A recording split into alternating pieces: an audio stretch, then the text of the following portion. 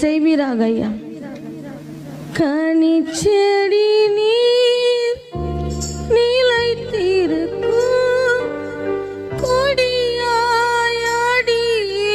படர்ந்தெழும்ப, கனிச்செடி நீர் நிலைத்திருக்கும் கொடியாயடியின்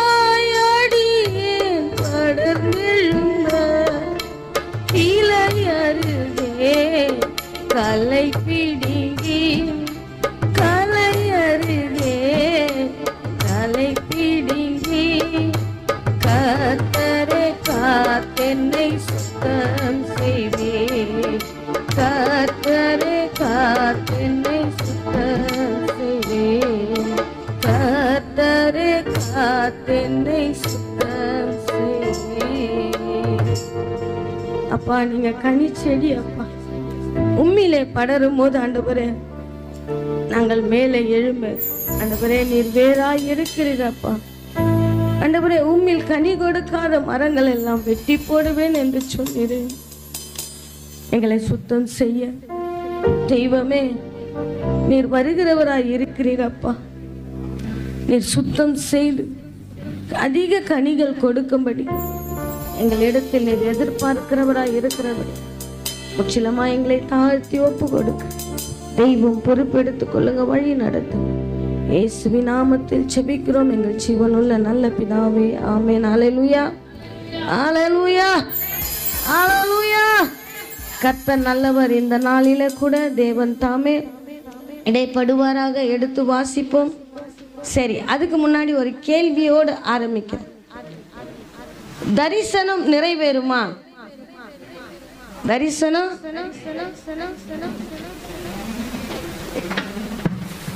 நம்ம கிட்ட ஏசப்பா அவருடைய தரிசனத்தை சொல்லியிருக்காரா? சொல்லியிருக்காரா? சொல்லியிருக்காரு. அதை நிறைவேற்றுவாரா? நம்ம அதற்கு இடம் கொடுக்கிறோமா? அவர் நிறைவேற்றுவார். நம்ம அதற்கு ஆயத்தமா இருக்கிறோமா? அவர் நிறைவேற்ற வல்லவராய் இருக்கிறார். ஏன்னா தரிசனங்களை கொடுப்பது யார் தான்? தரிசனம் தருவேன்னு சொல்லிட்டாரு. அதற்காக நம்ம பிரயாசப்படாத இருந்தா கொடுப்பாரா? படணும்ல. படாத இருந்தா என்ன பண்ணாது? கஷ்டப்படாம எதுவும் கிடைக்காது. அப்படி கிடைச்சாலும் அது என்ன பண்ணாது? நிலைக்காது. அதனால என்ன பண்ண? கஷ்டப்படணும். எல்லாம் வந்து உக்காந்துங்க, போயிட்டு வந்து உக்காந்துக்குங்க, உக்காந்துக்குங்க. அப்போ தரிசனம் நிறைவேறணும்னா என்னுடைய பிரயாசமும் என்ன பண்ணும்? அதிகமா இருக்கணும்.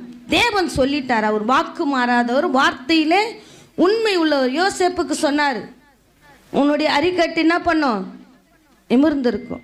மற்றவங்க அடிக்கட்டுலாம் என்னவா இருக்கும்? அதை போய் சொல்லணும். சொல்றதுக்கு என்ன வேணும்? தைரியம் வேணும். ஏன்னா அவன் சிறிய பையன் கூட யாரையும் வச்சுன்னு சொல்லணும்? அப்பாவையும் வச்சு என்ன பண்ணும்? பல வர்ண அங்கி கொடுத்தவர். சொன்ன டார்டாரா என்ன பண்ணுவார்? கிழிப்பாரா கிழிக்க மாட்டாரா? சொல்லுங்க.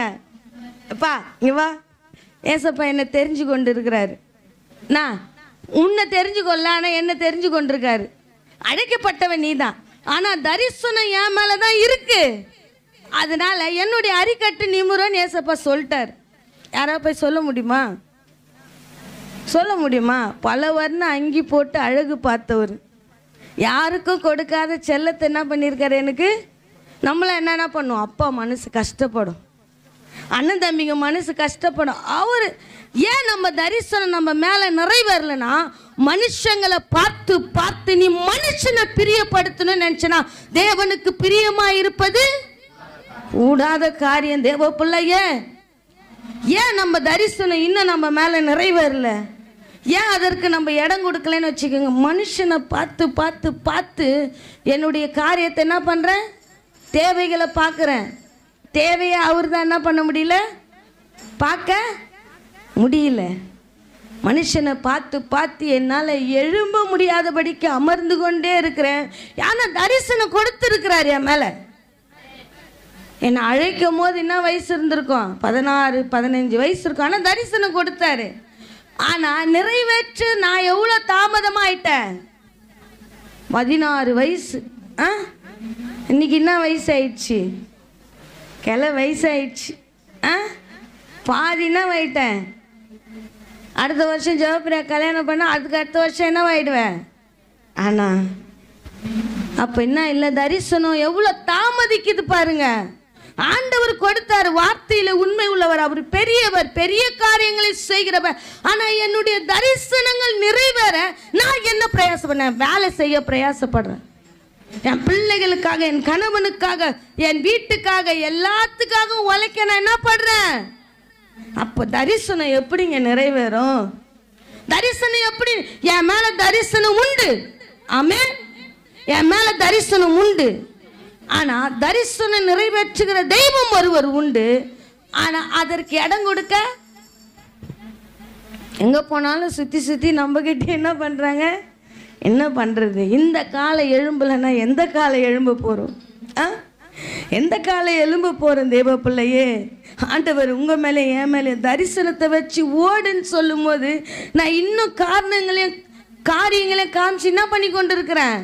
அமர்ந்து கொண்டு இருக்கிறேன். எடுத்து வாசிப்போம். லூக்கா எடுங்கப்பா, லூக்கா எடுங்க. லூக்கா 1 எடுங்க. லூக்கா 1:67 வாசிங்கப்பா.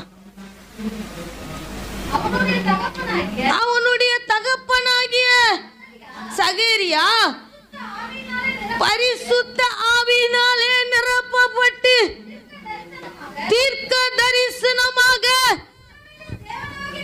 இஸ்ரவேலின் தேவன் தீர்க்க தரிசனம் உரைக்கிறார். பரிசுத்த ஆவியினாலே நிரப்பப்பட்டு எத்தனையோ ஊழியக்காரர்கிட்ட போய் தலையை கொடுத்திருப்போமே. சொன்னாருங்களா? தலை மேல கையை வச்சு சொன்னாங்களா? நீங்களா ஊழியக்கார, இவங்க ஊழியம் செய்வீங்கன்னு செஞ்சுமா? தரிசனத்தை நிறைவேற்றணுமா? பரிசுத்த ஆவியினாலே நிரப்பப்பட்டு என் மேல கையை வச்சா என்ன பண்ணோம்? சொல்லணும் நின்னுமே. தரிசனத்தை நிறைவேற ஒப்பு கொடுத்தோமா? ஆனா அவன் பரிசுத்த ஆவியினாலே நிரப்பப்பட்டு தன் பிள்ளையை குறித்து ஒரு தரிசனம் சொல்லுகிறான். அதை அப்படியே தேவன் நிறைவேற்றுக. அதற்காக தாய் தகப்பன் பிரயாசப்படுகிறார்கள். இன்றைக்கு நம்மளுடைய பிரயாசம் எங்க இருக்கு சொல்லுங்க பார்க்கலாம்? இம்மைக்குரியதெல்லாம் இருக்கு. மறுமையில கேட்கிறோம் சத்தியத்தை கேட்கிறோம், அதன்படி நடக்கணும்னு நினைக்கும் போது பிசாசு வந்து என்ன பண்ணுது? அப்படியே ஆர்வமா கேட்கிறோம், ஆனா செயல்படுறதுக்கு என்ன பண்றோம்? தாமதிக்காதுன்றாரு. குறித்த காலத்தில் தரிசனம் நிறைவேறும், அது தாமதிக்காது. ஆனா தாமதம் ஆயிக்கொண்டே இருக்குது. அதுக்கு யார் காரணம்? தேவ பிள்ளையே, மறுபடியும் தேவன் சொல்லிக்கொண்டே இருக்கு. யார் காரணம்? அவங்கள பார்த்து இவங்கள பார்த்து உன்னுடைய தரிசனத்தை யோசேப்பு யாருமே பார்க்கலங்க. யாருமே பார்க்கல. கூட பிறந்த அண்ணன் தம்பிங்களை பார்க்கல, அம்மா அப்பாவை பார்க்கல, யாரையும் பார்க்கல. என்னை அழைத்தவரை நோக்கி பார்க்கத்தக்கதாய் தேவன் உதவி செய்கிறார் அவனுக்கு. அப்பாவை பார்த்திருந்தா தரிசனம் நிறைவேறி இருக்குமா? அண்ணன் தம்பிங்களை பார்த்திருந்தா தரிசனம் நிறைவேறி இருக்குமா? ஆனா யோசேப்பு மேல தேவ தரிசனம் விழுந்ததை அவன் அறிந்தவனாய் தேவனுக்கு இடம் கொடுத்ததுனால அவன் செய்வதெல்லாம் அவர் வாய்க்க பண்ணுகிறார். அவன் இன்னைக்கு ஏன் தேவன் நம்ம கூட இல்லைன்னா அவருக்கு நம்ம இடம் கொடுக்கறது இல்லை. அதனால எப்பவாத்தான் என்ன பண்றாரு அவர் நம்ம கிட்ட? அதுவும் பாவம்னு பார்த்து வர்றாரு. எப்படி வர்றாரு? பாவம் பிழைச்சு போ அப்படின்ட்டு என்ன பண்ணாரு? கிட்ட வர்றாரு. எவ்வளோ தடவை உங்களுக்கு எனக்கு வாய்ப்பு கொடுக்கிறார் தெய்வம். ஆனா அந்த வாய்ப்பெல்லாம் நம்ம எப்படி இது பண்றோமோ அசட்ட பண்ணு. அவன் பரிசுத்த ஆவியினாலே நிறைந்தவனாய் வாசிங்கப்பா. தீர்க்க தரிசனமாக ஒரு காரியத்தை சொல்லுகிறான். அப்படியே இது வாசிங்கப்பா. 76 வாசிங்கப்பா. நீயோ பாலகனே உன்னதமான, யாருக்கு சொல்றாரு இத? யாருக்கு? சகேரியா வந்து யாருக்குப்பா சொல்றாரு? யோசேப்பை விட்டுருங்கப்பா. யாருக்கு சொல்றாரு? யோவானுக்கு சொல்றாரு. பிறக்காத தன் மகனுக்காக தேவன் ஒரு மனுஷனை பரிசுத்த ஆவின. நம்ம இன்னைக்கு மற்ற பிள்ளைங்களுக்கெல்லாம் சொல்றோம், அந்த புள்ள ரொம்ப நல்ல புள்ள, அந்த புள்ள உண்மை புள்ள, அந்த புள்ள. நம்ம பிள்ளைங்களுக்கு என்ன பண்ண முடியல? தரிசனத்தை சொல்ல முடியல. ஆனா பிறக்காத பிள்ளைகளுக்கு தெய்வம் ஒரு தரிசனத்தை சொல்லுகிறார் தன் தகப்பன் மூலியமாய். வாசிங்கப்பா. நீயோ பாலகனே, உன்னதமானவருடைய தீர்க்கதரிசி என்னப்படுவாய்? நீ கர்த்தருடைய வழி என்ன பண்ண? தீர்க்க தரிசனம். அதாங்க தீர்க்க தரிசனம். அதுதான். உன் மீதும் என் மீதும் கையை வைத்து அநேக ஊழியக்காரர் சொன்னாங்க, நீ ஆசீர்வாதமா இருப்பேன்னு சொன்னாங்களா? நீ ஆசீர்வாதமா இருப்ப, கோடா கோடியா பெருகுவேன்னாங்களா? இல்ல. என்ன தெரிஞ்சது போல உன்னை ஆண்டவர் தெரிஞ்சு கொண்டிருக்க. இப்போ என்ன பண்ணு? கர்த்தரை ஏற்றுக்கொண்டு ஞானஸ்தானம் எடுத்து என்ன பண்ணு? உன்னால முடிஞ்ச ஊழியத்தை செய் சொன்னாங்களா இல்லையா? ஆனா இவரோ சொல்றார். வாசிங்கப்பா அந்த நீயோ பாலகனே, உன்னதமானவருடைய அப்பா தீர்க்க தரிசனமும் உரைத்து பிள்ளையும் தீர்க்க தரிசியாய் ஆக்கத்தக்கதாய் சொல்லுகிறார். வாசிங்கப்பா. நீ கர்த்தருக்கு வழிகளை ஆயத்த பண்ணவும் நமது தேவனுடைய உருக்கமான இரக்கத்தினாலே அவருடைய ஜனத்திற்கு பாவ மன்னிப்பாகிய ரட்சிப்பை தெரியப்படுத்தும். உங்களுக்கு எனக்கு பாவ மன்னிப்பான ரட்சிப்பை யாரோ ஒருவர் சொல்லிதான் என்ன பண்ண நம்மளுக்கு தெரியும். யாரோ ஒரு ஊழியக்காரர் என்ன பண்ணியிருக்காரு, இங்க வச்சு சொல்லியிருக்காரு. கழுதிய போல கத்தி நம்ம கிட்ட என்ன பண்ணியிருக்காரு? பாவ மன்னிப்புன்னா இதுதான், ரட்சிப்புன்னா இதுதான் என்ன பண்ணியிருப்பாரு, சொல்லியிருப்பாரு. இன்னைக்கு நம்ம சொல்றோமா? கர்த்தருக்கு வழியை ஆயத்தப்படுத்துறோமா? இதுதான் தீர்க்க தரிசனம். நம்ம ஏதோ தீர்க்க தரிசனம் நினைச்சு ஓடுறோம். ஆனா கர்த்தருக்கு வழியை ஆயத்த பண்ணது என்னது? தீர்க்க தரிசனம். அது மாத்திரம் இல்ல. வாசிங்கப்பா. பாவம் மன்னிப்பாகிய ரட்சிப்பை தெரிவிக்கவும் அவருக்கு முன்பாக என்ன பண்ணும்? நடந்து போனோங்க. அதற்காக தான் உங்களையும் என்னைய ஜீவனோடு வச்சிருக்காரு. ஜீவனோடு என்ன என் பாவத்தை மன்னிச்சிருக்காரு, எனக்கு ரட்சிப்பை கொடுப்பாரு. நம்ம ஏசப்பா தேடி வர பிள்ளைகளுக்கு நம்ம என்ன பண்ணாத சொல்லணும். அதுதான் தீர்க்க தரிசனம். அதுதான் தீர்க்க தரிசனம். அடுத்த வசனம் வாசிங்கப்பா. அந்த காரத்திலும் பா, அந்த காரணம் என்னன்னு தெரியுமா தேவ பிள்ளையே? அந்த காரணம் என்னன்னு தெரியுங்களா? இருள் சூழ்ந்த நேரத்தில் ஒருவர பக்கத்தில் இல்லாத போது அந்த காரத்தில் இருந்த ஆச்சரியமான ஒளி ஒன்று வந்து நம்மளை காப்பாத்துச்சு. பார்த்தீங்களா? அந்த மாதிரி ஜனங்களை காப்பாற்றத்தக்கதா தேவன் நம்மளை என்ன பண்ணியிருக்காரு? தெரிஞ்சு கொண்டிருக்க. அதுதான் தீர்க்க தரிசனம். வாசிங்கப்பா. அந்த காரத்திலும் மரண இருளிலும் உட்கார்ந்து இருக்கிறாங்க. யாரும் எழுந்து நிக்கல. எழுந்து நின்னா என்ன பண்ணிடுவாங்க? ஓடி வந்துருவாங்க. அமர்ந்து இருக்கிறாங்க. அவங்களை எழுப்புறது எப்படியா இருக்குது? ரொம்ப கஷ்டமா இருக்குது. நம்மளை எழுப்ப தேவன் ஒரு மனிதனை பாடா படுத்திருப்பாரு. யாரோ ஒரு சகோதரிய பாடா படுத்திருப்பாரு. இன்னைக்கு நம்மள எழுந்திருக்கோமா அமர்ந்து இருக்கிறோமா? அந்தகாரத்தில் இருக்காங்க தேவ பிள்ளையே. இன்னைக்கு தேவன் நம்ம ஆச்சரியமான ஒலிக்கு கொண்டு வந்துட்டாரு. ஆத்துமாவே எப்படி இரு? சந்தோஷமா இரு. ஆனா அந்த காரத்தில் இருக்கிறவளை ஆச்சரியமான ஒலிக்கு அழைத்து வரதான் தேவன் உங்களை என்ன பண்ணிருக்காரு? தரிசனத்தை கொடுத்து அழைத்து வந்திருக்கிறார். அந்த தரிசனம் தெரியாதபடிக்கு இன்னும் அமர்ந்து கொண்டிருக்கிற. வாசிங்கப்பா.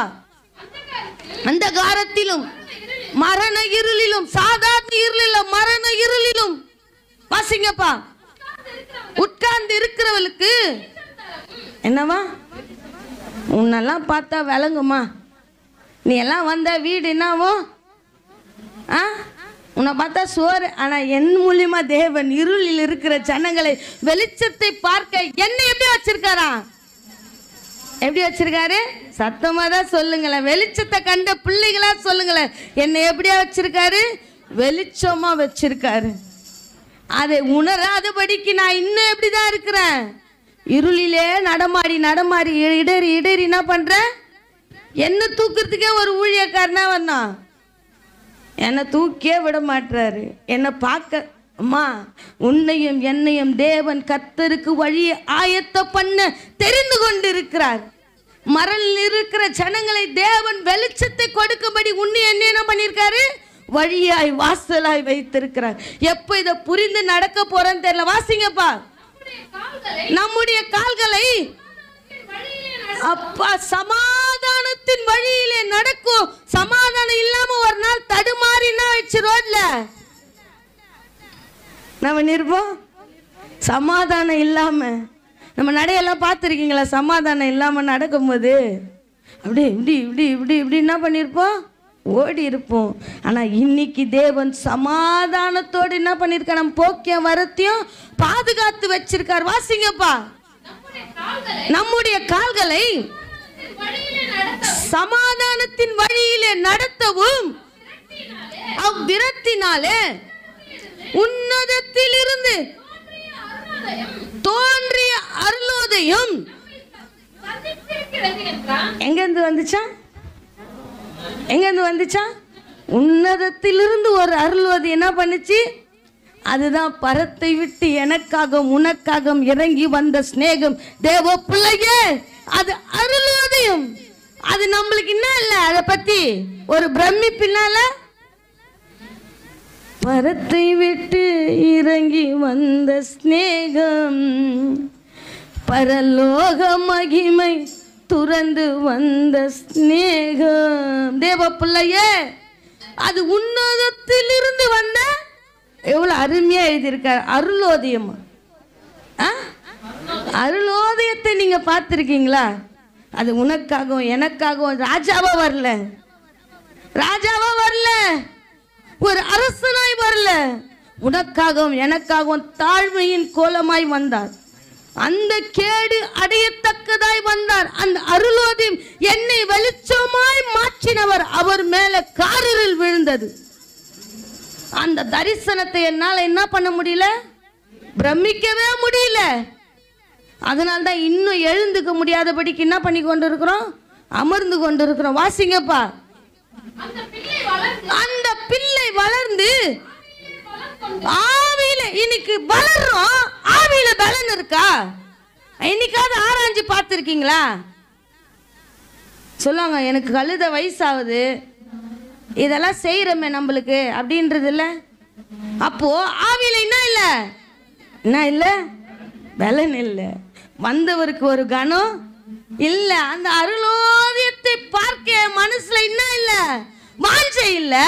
அதனால தான் ஆவியில என்ன வேணும் நான் நினைக்க மாட்டேன். மாம்ச பலவீனமா இருக்கு தொட்டா அப்பப்ப என்ன பண்றேன், விழுந்து. நாட்களை பார்த்தால், வருடங்களை பார்த்தால், மாதங்களை பார்த்தால் நீங்கள் எப்படி இருக்க வேண்டியவர்கள்?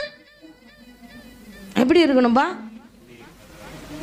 ஊழியக்காரராய், போதகராய், தீர்க்கதரிசியாய் எல்லாமே இருக்க வேண்டிய நம்ம இப்ப என்ன பண்ணுகிறோமா? ஆளுக்கு ஒரு பால் புட்டியில கிளாஸ்ல கூட குடிக்கிறது கிடையாது. குடிச்சா எதுல தான் குடிப்பேன், கிளாஸ்ல கூட குடிக்கிறது கிடையாது. அந்த மாதிரி குழந்தை சின்ன புத்தியை என்ன பண்ணிக்கிறோம், நம்மள யோசிச்சு அமர்ந்து. ஆனா பேச்சு பாருங்க, தான் முதல் பெயர் சோபா வரைக்கும் எனக்கு என்ன பண்ணும், ஆதாமில் இருந்து வெளிப்படுத்துற வரைக்கும் என்ன பண்ணுவேன், யோவான் வரைக்கும் பேசுவேன். ஆனா உள்ள பாத்தீங்கன்னா என்ன இருக்காது, ஒண்ணுமே இருக்காது.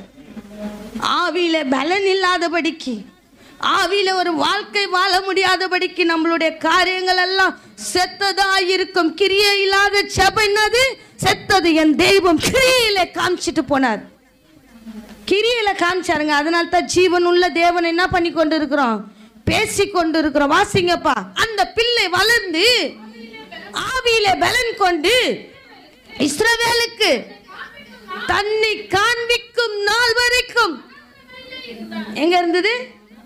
இன்னைக்கு நம்மளுக்கு சொகுசா வாழணும் தான் ஆசை, வனாந்திரம்லாம் எங்களுக்கு வானாப்பா. ஆனா உலகத்துல இருக்கும்போது நம்ம வாழ்க்கை எப்படியா இருந்துச்சு, எப்படி இருந்துச்சு, வனாந்திரமா இருந்துச்சு, இருளா இருந்துச்சு. அப்பெல்லாம் எப்படி இருந்தோம், அப்பெல்லாம் சகிச்சோம். ஆனா இன்னைக்கு என்ன பண்ண மாட்டேது, வனாந்தரத்துல போவேன் அம்மா, அங்கெல்லாம் தண்ணி இருக்காது, சாப்பாடு இருக்காது, போய் ஊழியம் செய்யணும். ஐயோ சாப்பிடலன்னா எனக்கு எப்படி ஆயிடும், வட எப்படி ஆயிடும், வட வட வட. ஆனால் அவன் சொன்ன தரிசனங்கள் எல்லாம் ஒன்றும் தேவன் தரையிலே விழவிடலை. தவறு செஞ்சவன் தான். ஆண்டவருடைய வார்த்தை எப்படி ஆகும் என்று கேட்டவன் தான். ஆனால் தன்னில் பரிசுத்த ஆவி வரும்போது பலனடைந்து அவன் தீர்க்க தரிசனமாய் உரைத்த ஒரு வார்த்தையின் தேவன் என்ன பண்ணல, தரையில விழவிடல. எடுத்து வாசிங்கப்பா, மத்தேயு எடுங்கப்பா, மத்தேயு எடுங்க. மத்தேயு 3:1 வாசிங்கப்பா. அந்நாட்களில் யோவான் ஸ்நானகர் யூதாவின் வனாந்தரத்தில் எங்கிருந்து வர்றாரு? அவர் சொன்னார் பாத்தீங்களா, எங்க இருப்பார் அவரு? வனாந்தரத்தில். அந்த வார்த்தை கூட தேவன் கனம் பண்ணத்தக்கதாய் அவன் வரான் தன்னை காண்பிப்பதற்காக. யூதாவின் வனாந்தரத்திலே வந்து மனம் திரும்புங்க, பரலோக ராஜ்யம் சமீபத்தில் இருக்கிறது என்று என்ன பண்றான்? உரத்த சத்தமாய் ஜனங்களிடத்தில் தேவனை பற்றி சொல்லுகிறான். இன்னைக்கு வீட்டுல கூட நம்மளால என்ன பண்ண முடியல? மனம் திரும்ப, எனக்கு தெரியும் நீ போ, எப்போ திரும்புவேன், என்ன பண்ணுவேன், அப்போ திரும்புவேன். நாட்கள் பொல்லாதவைகளா இருக்கு தேவ பிள்ளையே. நீ காலத்தின் நாட்களையும் ஒவ்வொரு நாளையும் விசேஷப்படுத்திக்கலன்னா ராஜாக்களை தள்ளி தேவன் என்ன பண்ணுவார்? ராஜாக்களை ஏற்படுத்துவார். உனக்காகவும் எனக்காகவும் காத்துட்டு இருக்க மாட்டாரு. ஏன்னா என்னை விட சிறந்தவர்கள் இந்த தேசத்திலே, இந்த உலகத்தில், இந்த தெருக்களிலே, எல்லாரிடத்திலே தேவனை பக்தியாய் தேடுகிற பிள்ளைகள் இருக்கிறார்கள். தேவன் என் மேல தழுவி வச்சிருக்காரு, கிருபை வச்சிருக்காரு. அதனாலதான் என்ன பண்றாரு? வந்த உடனே மனம் திரும்பு. நீ எதையே திருப்புற, ஆனா இன்னும் திரும்ப மாட்டுது. வார்த்தை திரும்புது, பார்வை திரும்புது, செய்கை திரும்புது. எல்லாம் நம்ம எப்படி பார்க்குறோம்? மேலோட்டமா ஆடை திரும்புது, ஸ்டைல் திரும்புது, எல்லாம் திரும்புது. ஆனா அவர் முகத்தை பார்க்கிறவர்லமா, இருதயத்தை பார்க்கிறவர் சொல்றாரு, உன் மனம் என்ன பண்ணல, இன்னும் திரும்பல, இன்னும் எகிப்திலே இருக்குது. உன்னை கர்த்தருக்கு வழி ஆயத்தப்படுத்த தேவன் கூட்டி கொண்டு வந்தாரு. ஆனா எல்லாம் மேல வெள்ளடிக்கப்பட்ட கல்லறை மாதிரி எப்படி இருக்கு? சூப்பரா இருக்கு. நம்மளை பார்த்தா எப்படி சொல்லுவாங்க? ஆனா யோவான் வந்த உடனே சொல்லுகிறார், மனம் திரும்பு, பரலோக ராஜ்யம் உனக்காகவும் எனக்காகவும் எப்படி இருக்கா? சீக்கிரமா இருக்கு. சமீபமா இருக்குன்னா கிட்ட இருக்கு, சீக்கிரமா வரப்போகுது. நீ நானும் ஆயத்தமாகலன்னு வச்சுக்கிங்க. 5 கன்னிகைகளை போல, ஆண்டவரே உமக்காக நான் ஊழியம் செஞ்சப்பா, உமக்காக நான் எல்லா காரியத்தையும் செஞ்சப்பான்னு சொல்லும் போது கூட அவர் என்ன பண்ணுவார்? நம்மளை ஏற்றுக்கொள்வாரா? ரிஜெக்ட் பண்ணிடுவார், ரிஜெக்ட் பண்ணிடுவார். அந்த காரியம் நம்மளுக்குள்ள வராதபடிக்கு தகப்பன் சொன்ன ஒவ்வொரு தீர்க்கத தகப்ப சொல்லுங்க, பரிசுத்த ஆவியினால நிரப்பப்பட்டு சொன்னான். பரிசுத்த ஆவியானவர் அவன் மீது வந்து ஒரு குழந்தையை குறித்து, நீ எந்த குழந்தைய எப்படி ஆகும் என்று கோட்டிய அந்த குழந்தையை கொண்டு இந்த தேசத்துல நான் செய்ய போகிற காரியம் பெரிதா இருக்கும். இன்னைக்கு நம்மளை குறித்து சின்னதா நினைச்சிட்டு இருக்கோம், ஆனா பெரிய திட்டங்களை தேவன் வச்சிருக்காரு. ஆனா நம்மள சிறு நரிய குழி நரிய தோட்டத்தை கெடுக்கத்தக்கத நம்மளே என்ன பண்ணி கொண்டு இருக்கிறோம்? கெடுத்து கொண்டு இருக்கோம். அது நம்மளுக்கு தெரிய மாட்டேங்குது.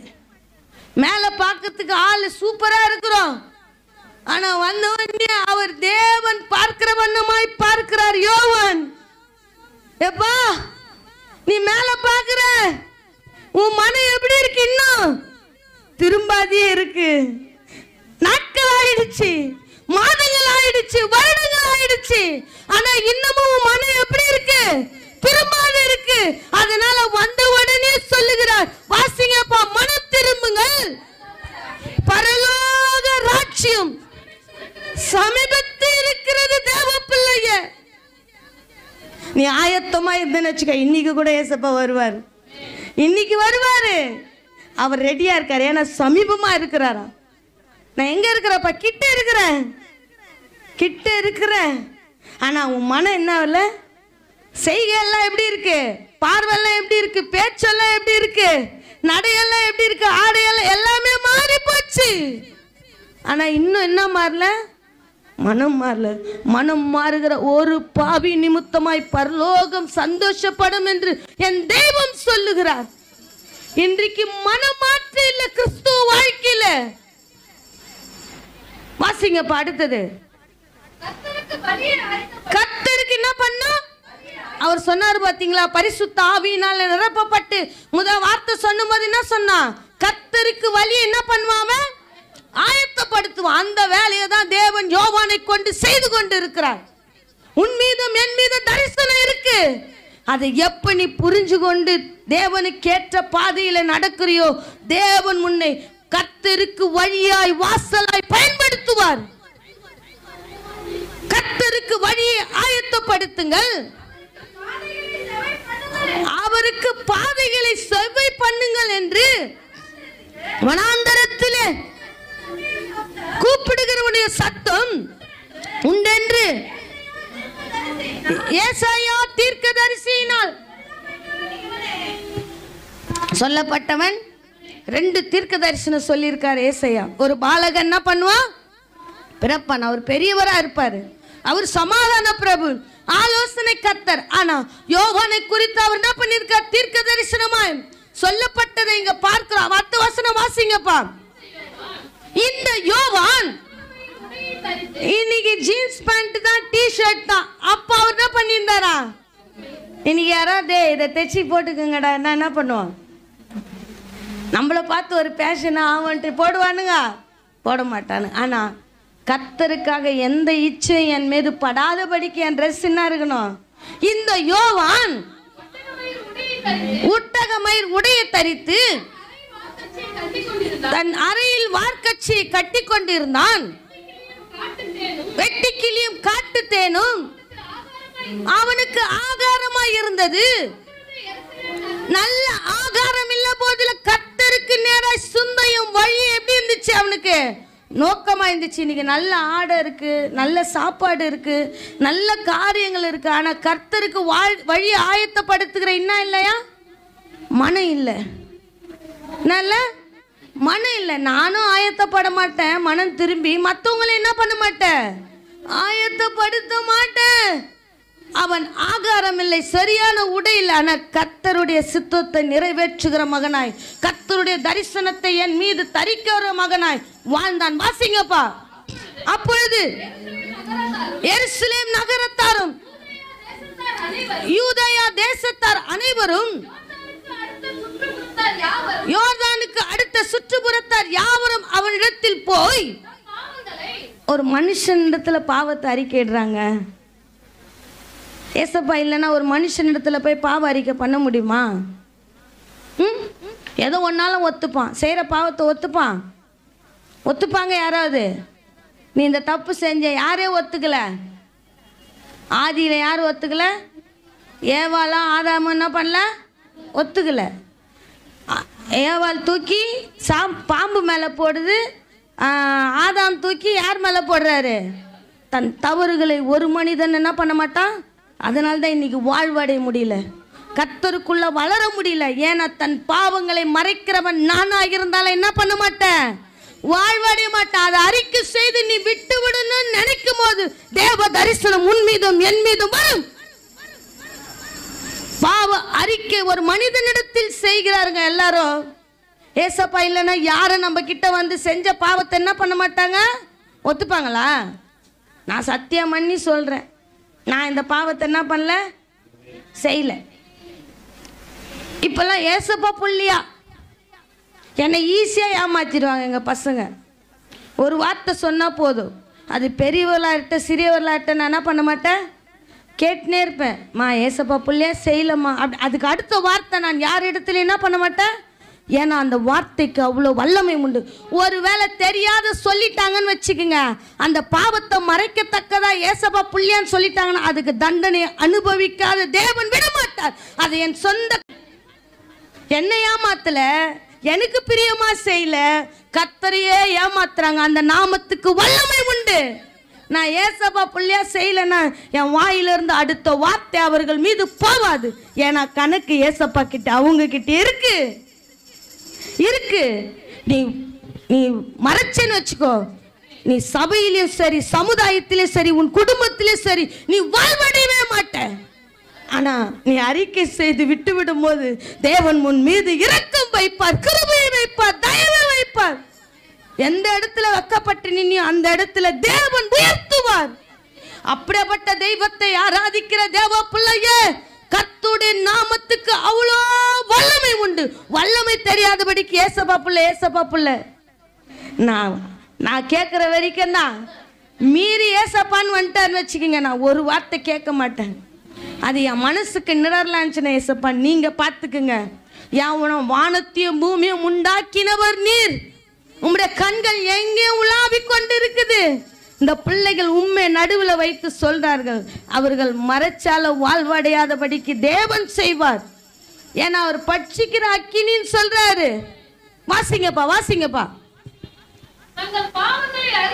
தங்கள் பாவங்களை அறிக்கையிட்டு யோர்தான் நதியில் அவனால் என்ன பண்றாங்க?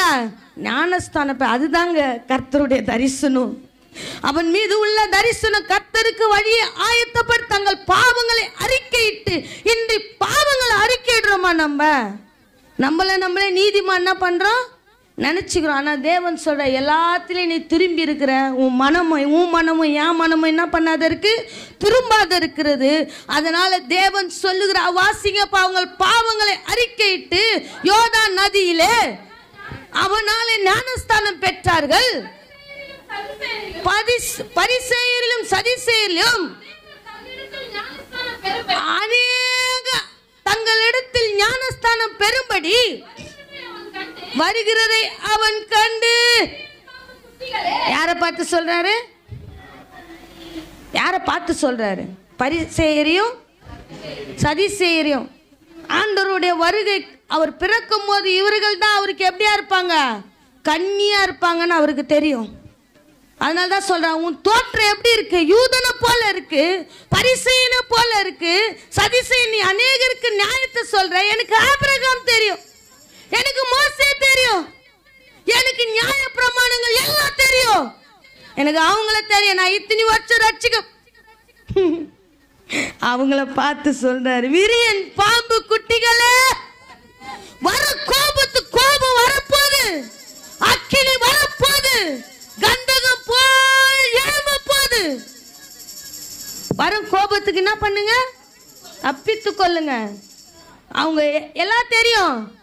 யெகோவா தெரியும், எனக்கு மோசேயே தெரியும், எனக்கு ஆபிரகாம தெரியும். ஆனா கர்த்தரை ஒருவருக்கும் தெரியாதபடிக்கு இருக்கிறபடினால மன திரும்புதல் இல்லை அவங்க கிட்ட. அதனால அவங்கள பார்த்து சொல்றாரு, விரியன் பாம்பு குட்டிகளே, ஆட்டு குட்டிகளா விரியன் பாம்பு குட்டிகளா? நீங்களே யோசிச்சு பாருங்க. தேவன் நம்மளை பார்த்து சொல்ற, நீங்களே என் ஆடுகள், என் ஆட்டு குட்டிகள். ஆனா யோவான் சொல்ற, நீங்களே எப்படி இருக்கிற? ஏன்னா அவருக்கு தெரியும் நம்மளாம் யாருன்னு. அவருக்கு என்ன பண்ண தெரியும். நம்ம ஆட்டுக்குட்டி போல இருந்தாலும் உள்ள என்ன இருக்கு? விரியன் பாம்பு குட்டி போட்டுனே இருக்குது. அது பேசும்போது தெரிஞ்சிடும். அப்படியே விஷத்தை என்ன பண்ணும்? கக்கும். என்ன பண்ண பிரேமு? கக்கிடும். மிஞ்சி பேசுனா கொத்திடும். என்ன பண்ண? மிஞ்சி பேசுனா ஒரு கொத்து கொத்திட்டு என்ன விஷத்தை என்ன பண்ற? ஏத்திட்டு அது பேசுச்சு பாரு. என்ன என் இருதயமே என்ன ஆயிடுச்சு? பாம்பு போல அப்படியே கக்குது விஷத்தை. அதனால சொல்ற, விரியன் பாம்பு குட்டிகளே, கோபம் வரும்போது நீ என்ன பண்ண? கோப ஆக்கினிக்கு தப்பித்துக்கொள். வாசிங்கப்பா. உங்களுக்கு வகை காட்டினவன் யார்? என்னது? மன திரும்புதலுக்கு ஏற்ற கனிகளை கொடுங்கள். ஆபிரகாம். அவங்க எப்படி சொல்லுவாங்க? ஆபிரகாம் யாரு? எங்களுக்கு தகப்பன். பேச்செல்லாம் பயங்கரமா இருக்கும். மேல பார்த்தா பேச்சு எப்படி இருக்கும், ஆனா உள்ள என்ன இருக்காது? மனம் திரும்புதல் இருக்காது. மனம் திரும்புதலுக்கு ஏற்ற கனி என்ன பண்றதாங்க? இல்லையா? வாசிங்கப்பா. ஆபிரகாம் எங்களுக்கு தகப்பன் என்று உங்களுக்குள்ளே சொல்லிக்கொள்ள நினையாதிருங்கள். தேவன் இந்த கல்லுகளினாலே